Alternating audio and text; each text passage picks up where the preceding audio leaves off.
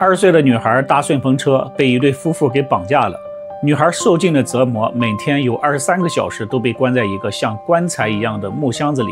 就这样，女孩被关了7年。有一天，她终于逃回了家中，但是她并没有报警，而且呢，还经常和绑匪打电话沟通感情。被绑架7年的女孩爱上了绑匪，这是一个真实发生的案件。大家好，我是海岩，今天咱们就来说一下这个案件。故事中的女主角叫柯林斯坦，当时20岁，留着金色的长发，笑起来很好看。1977年5月19日，柯林打算去参加朋友的生日聚会。柯林的家住在尤金市，而朋友的家住在加利福尼亚北部的维斯德伍德小镇，两地的距离比较远。柯林决定搭顺风车去朋友的生日聚会。柯林站在公路旁伸出了大拇指。曾经有2辆汽车停了下来，但是柯林看到车中有多名的男性乘客，觉得不安全，于是呢没有乘坐这2辆汽车。接着呢又来了一辆蓝色的家庭旅行车，停到了他的旁边，里面是一对夫妇，还有一名婴儿，看起来呢比较安全。于是柯林坐上了这辆汽车。但是他不知道的是因为他的这次错误的决定，后来的7年里他将要遭遇多么恐怖的事情。在这辆汽车里，开车的是丈夫卡梅伦，当时23岁，坐在副驾驶的是19岁的妻子珍妮斯，她的手里还抱着一个8个月大的婴儿。柯林上车之后坐在了汽车的后座位。刚开始这对年轻夫妇表现得非常的友善，这让柯林很放心。但是紧接着他就觉得不太对劲了，因为开车的丈夫卡梅伦时不时的用后视镜看他，眼神非常的奇怪，这让柯林很不舒服。车子行驶了大概50分钟左右，他们来到了一个加油站。他们让柯林下车上厕所，顺便买一点食物在路上吃。柯林在去厕所的路上有一种直觉，好像内心深处有一个声音喊着快跑，离开那辆车，不要回头。但是柯林并没有遵从自己的直觉，最终他还是回到了那辆车上。回到车上之后他发现车子的后座多出来一个木箱子。当时呢柯林也没有太在意。汽车再次启动，又行驶了一段时间之后呢，年轻的夫妇提出要先去附近的一个景点去看一下，说用不了多长时间，问柯林是否同意。柯林同意了。汽车拐入了一条土路，3人下车之后，丈夫卡梅伦突然从后方扣住了柯林，并且用一把刀抵住了柯林的脖子，要求柯林乖乖听话，不然就杀掉他。然后卡梅伦拿出了汽车后座的木箱子，打开之后让柯林将头放进去，然后将箱子锁死。这个箱子是卡梅伦专门制作的，箱子有9公斤重，箱子的一侧有一个洞可以打开，人将头放在箱子里，脖子可以卡在洞的位置，这样被套住头的人呢看不到外面，大声喊叫的话声音也传不出去，因为箱子里还填充了隔音棉。柯林被带上木箱之后被绑到了座椅上，可以想象当时20多岁的柯林是多么的恐惧。然后汽车被开到了加利福尼亚红崖，这里是卡梅伦和珍妮斯的家。柯林头上的木箱被拿了下来，但是仍然蒙着双眼。柯林被带上地下室，他被扒光了衣服，绑住了双手和双脚，用铁链吊在天花板上，然后开始了第1轮的虐待。卡梅伦就是一个变态虐待狂，他对柯林进行烧伤、电刑、鞭刑等各种虐待和侵犯，持续了几个小时之后，直到柯林晕了过去，而他的妻子珍妮斯全程都在一边看着。等柯林醒来有知觉的时候，仍然被蒙着双眼。这时呢，柯林被关在一个像棺材一样的木箱里，里面的空间很小，柯林的双腿不能伸直。一天当中他有23个小时都被关在这个狭小的木箱里，吃喝拉撒全都在这里面。而当他从木箱里被放出来的时间，就是柯林被虐待、被殴打的时间。不久之后，卡梅伦为了防止柯林逃跑，他将他的床改造成了一个空心的木箱子，每天把柯林就放在那里面，卡梅伦和妻子就睡在这张床上，并且禁止柯林发出声音，否则迎来的又是一顿虐待和殴打。当柯林需要上厕所的时候，只能用箱子里的便盆。为了保证箱子里有足够的氧气，箱子上有一个小孔，卡梅伦用一个小风扇往里面吹空气。在炎热的夏天，箱子里的温度能够达到38摄氏度。更可怕的是，卡梅伦几乎每天都会虐待、殴打柯林。很难想象柯林是如何在这个箱子里面待了7年的时间。卡梅伦不光在肉体上摧残柯林，他还对柯林进行洗脑，让柯林变成他的奴隶。柯林被殴打虐待之后呢，卡梅伦会拿来热毛巾，像变成另一个人一样，轻轻地擦拭柯林身上的伤口。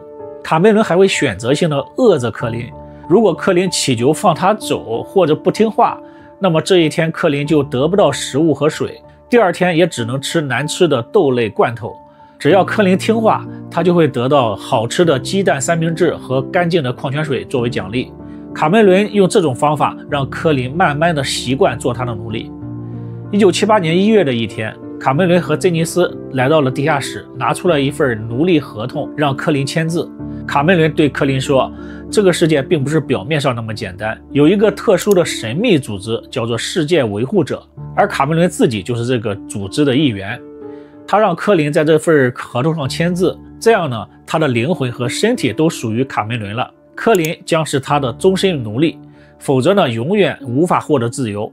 如果柯林试图逃跑或者报警，这个组织将会让他和他的家人在痛苦当中死去。刚开始，柯林肯定是不愿意签这个合同的，于是卡梅伦断掉了柯林的食物和水，更加的暴力的去虐待柯林。柯林承受不住，最后呢，只能屈服，签署了那份合同。在此之后，柯林得到了一个代号，字母 K。他必须叫卡梅伦主人，叫卡梅伦的妻子夫人。由于柯林太年轻，并且受到了卡梅伦长期的洗脑和控制，他真的相信有这样的一个神秘组织。虽然之后他依然大部分时间被关在那个木箱子里，而且经常遭到殴打和侵犯，但随着时间的流逝，他对卡梅伦说的话深信不疑，变得非常的顺从。卡梅伦呢，也给了柯林多了一些自由，甚至在后期准许柯林出门慢跑，在家里做家务，照顾孩子。柯林即便是有机会接触到电话和邻居，他都没有尝试逃跑。他深信着世界上真的存在着世界维护者的这个组织，害怕他们会伤害自己的家人。更重要的是，他习惯了做卡梅伦的奴隶，听他的话。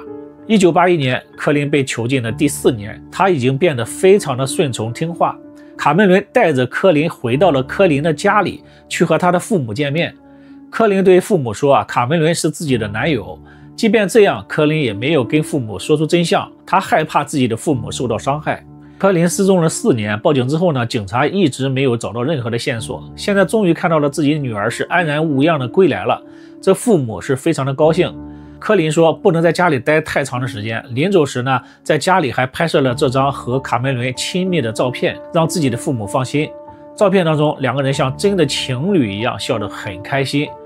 因为柯林表现良好，卡梅伦给了柯林更多的自由，甚至准许他到外面找工作，补贴家用。但柯林在卡梅伦那里还是奴隶，还要住在那个小箱子里，经常遭到殴打和虐待。时间流逝，时间来到了柯林被囚禁的第7年，1984年。随着相处的时间越来越长，卡梅伦对柯林是越来越好。有一个人越来越生气了，那就是卡梅伦的妻子珍妮斯。珍妮斯也是卡梅伦绑来的女孩，也被卡梅伦囚禁虐待，最终变成了他听话的妻子。由于自己受不了丈夫的殴打和虐待，于是同意了丈夫提出的去绑架一个女孩来代替自己承受丈夫的暴力和虐待。丈夫卡梅伦曾经答应自己不会和被绑来的女孩发生关系，但是最终丈夫还是打破了两个人的约定，甚至一遍一遍的当着她的面去侵犯柯林。而在丈夫跟她说要娶柯林的时候，珍妮斯更加的恐慌了，因为在绑架柯林之前呢，卡梅伦和珍妮斯曾经在1976年绑架过另一个女孩，名字叫伊丽莎白。但是那个女孩的性格非常的倔强，不愿意签署那个奴隶合同，最终被卡梅伦折磨致死。现在卡梅伦打算娶柯林为妻，珍妮斯害怕自己会落得和伊丽莎白一样的下场，于是呢，珍妮斯做出了一个决定。1984年的一天，趁着卡梅伦出门不在家，珍妮斯将柯林放了出来。他把所有的实情都告诉了柯林，他说根本就没有所谓的神秘组织，卡梅伦就是一个变态的疯子，让柯林不要再被骗了。珍妮斯呢还开车将柯林送到了汽车站，帮柯林买了回家的车票。柯林被绑架了7年之后终于真正意义上的回家了。柯林回到父母的家中，几个月的时间内并没有报警，他只是跟父母说他和男友分手了，也没有跟父母说出实情。更反常的是，柯林回家之后还经常和绑架他的卡梅伦打电话聊天，劝卡梅伦改过自新，两个人就像异地恋的情侣一样交流感情。那么柯林为什么要这么做呢？事后心理学家认为柯林是得了一种心理疾病——斯德哥尔摩斯综合症，又称为人质认同综合症，主要表现为被害者在面临极端威胁时，会对加害者产生感情的认同，并且形成融洽的关系，属于人类的心理自动保护机制，面对死亡威胁时表现出服从性。柯林就是在长达7年的时间里承受太多的极端的折磨，心理上受到了巨大的刺激，患上了这种罕见的心理疾病，对卡梅伦产生了依赖的感情。柯林虽然没有报警，但是3个月之后，卡梅伦还是被警察给逮捕了。是因为珍妮斯放走柯林之后，卡梅伦将所有的怨气都发泄在了珍妮斯的身上，珍妮斯实在无法忍受，他最终选择了报警，卡梅伦被警方逮捕。1985年，卡梅伦在法庭上接受审判。卡梅伦被指控绑架、囚禁、性侵等罪名，最重要的是他还被指控谋杀伊丽莎白。最终，卡梅伦被判了104年的有期徒刑。2015年，卡梅伦的假释申请被驳回，下一次假释申请是2030年。而卡梅伦的妻子珍妮斯因为指控丈夫，法院认为她是被迫的，被给予了豁免权。审判结束之后，珍妮斯后来回到了自己的家人身边，改名换姓，重新开始自己的生活。柯林在自己家人的陪伴之下，经过长时间的心理疏导，也回到了正常人的生活。后来还结婚生下了女儿，并且在之后获得了会计学士学位。他还参加了一个帮助受虐妇女的组织，帮助其他的女性。柯林的故事后来还被翻拍成了电影《箱子里的女孩》，有时间的可以去看一看。好了，今天的案件就到这里，感谢收看，别忘了点赞，我们下期再见，拜拜。